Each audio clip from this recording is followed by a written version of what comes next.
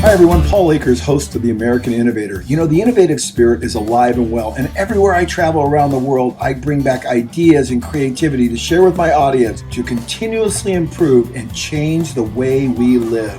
Welcome to the American Innovator. Hi everyone, Paul Akers, and welcome back to the American Innovator.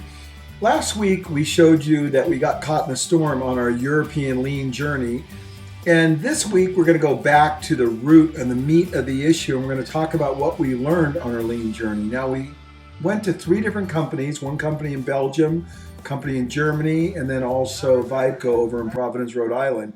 And today, we're going to focus on our first company in Belgium. Now, if you recall back from an interview 4 or 5 weeks ago, I had Art Byrne on, who is just the lean guru of all lean gurus. And Art offered to me, I think even on the program, if I recall correctly, he said, you know, Paul, you really ought to come over to Belgium and you ought to see one of our European operations so you can see how fantastic a job they're doing at implementing lean. Well, in a series of shows that I did a while back, I said every 30 days, a significant opportunity comes to every human being. The question is, are you awake? Well, when Art made that offer, that was a lot of work to go all the way to Europe. Most people wouldn't say yes because that's expensive and time consuming, but I knew it was a very unusual opportunity that Art was presenting to me. And so I said yes. But not only did I say yes, but I gathered 3 of my team members, Alicia, Brady, and Alexi, and said, how would you like to go to Europe on a lean journey and be able to see a world-class company? And so we put our team together in very short order, probably in the course of about 6 weeks from when the offer came to us. And we saw one of the best lean companies, frankly, I've ever seen. Not because it was sophisticated or high tech, although it had elements of that, but because it was small. It wasn't a huge company. It was an organization just a little bit bigger than FastCap. But because the people were so efficient at the way they conducted themselves and the way they implemented lean. So there were so many takeaways from this company. Probably one of the most important ones was flexibility. They were able to change out molds in just about 5 minutes, which traditionally would take 5 to 8 hours for a normal company. But later, we're going to talk about that in a different American Innovator, but not this one today. What we're going to do today is we're going to talk about their shipping, their receiving, the way they handled their goods, and their Kanban systems. We're not going to go into a lot of detail on Kanbans, but we're going to look at it a little bit. And the video that I put together is not very long, maybe about 5 minutes, but it kind of shows how things flow through this company, and it is nothing short of astounding. So I wouldn't say this is like the most exciting video that I've ever posted, but maybe one of the most important videos I've ever posted. So as you watch this video, just enjoy and take it in because there is so much there you won't believe it. So let's get started and we'll go all the way over to Belgium. These are shipping lanes. Every one of these represents a truck. So these are all the truck numbers up here. So you can see they built the entire truckload. And this could be Germany today, and it could be Italy tomorrow. But there's all the truck builds as they build for all over Europe. Yep. So these represent a truckload right here. And these are the same Kanban cards that were upstairs in our room, in our Hujunka room, that then went to production down there to injection molding, and now are representative of the truckloads that are right here. Yeah.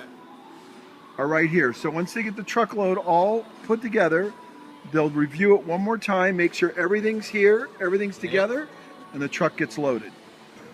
This is inbound coming from China. So this is their workload. They know everything is coming in and when it's coming. This is this week, the container that they're actually unloading back over there. So they're called cross-docking. What was that? Actual in a port of Antwerp. Okay, so there it is. Arrived. And then what is the next one? Next week. Also, the size of the container. 50 feet, 20 feet, it's visual. 40 feet? Yeah, 20 feet. And then this is the next week before. Yeah. So you can see everything that's coming in here based on container size and the port. So they all come in through Antwerp? Exactly. Yeah. And also the supplier. So these are all magnetic. So that's a magnetic Kanban basically. for every container that comes in, so you can move them. Yeah, exactly. So it's every very week easy. you're You can moving just them move over. it like this. Very easy. And what are these down here? These are the documents for the containers that are now in Antwerp, or for next week are the containers in over here. So for Monday, the documents for this container are now in this box. Okay? And for Tuesday, Wednesday, Thursday, and Friday. And this is for the finished documents.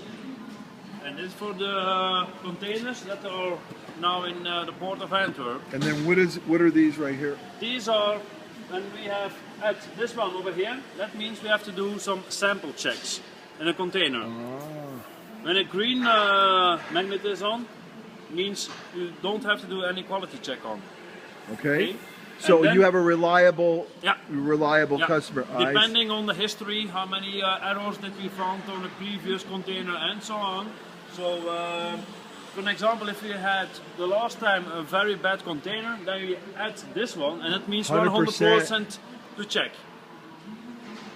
Great system. So this is just to make it visual for everybody over here. Okay, so here we've got inbound coming from China, which comes over to here and gets shrink wrapped and then goes over to the shipping lanes. But simultaneously we have production coming from back over in here, injection molding, which is also coming over here, being shrink wrapped and taken over to the shipping lane. So things are being combined. So this is cross-docking, correct? Exactly. Cross-docking, which means that the Chinese material is coming in, being palletized. You see the girl bringing in palletizing, brought over here to shrink wrapping, combined with their normal production over into the shipping lanes, and then allocated into a truck, and that truck is outbound. This is inbound, and that truck's all going to Germany, and that entire load has been done over in a shipping lane back around the back side over there. China and so that truck that's being loaded from Germany, this was their shipping lane right here, and you can see that truck is almost loaded. He's taking the last of the pallets. We just have a couple more here, and it's being put over there. And the whole thing was combined right here, allocation from both China and from their normal production. So here we go. This is from China on the bottom, right? And this is your normal production in-house. Yeah, exactly. And it's all been combined and goes out in the truck. Well, hopefully you enjoyed that. I thought it was fantastic. And you can't even imagine what I'm going to show you in upcoming broadcasts that we learned, because they were top-notch organization. And then we'll also go to Yellow Tools in Germany, and then we'll go back to Providence, Rhode Island, and see Carl Wadenston's incredible company, Vibe Co., and his people there. So hopefully you'll enjoy this lean journey. The goal was to allow you to come along on the trip with us, for you to feel like you're there. I did my very best on shooting some of the video. Maybe it's not perfect, but hopefully it'll be helpful. We'll see you next week on The American Innovator.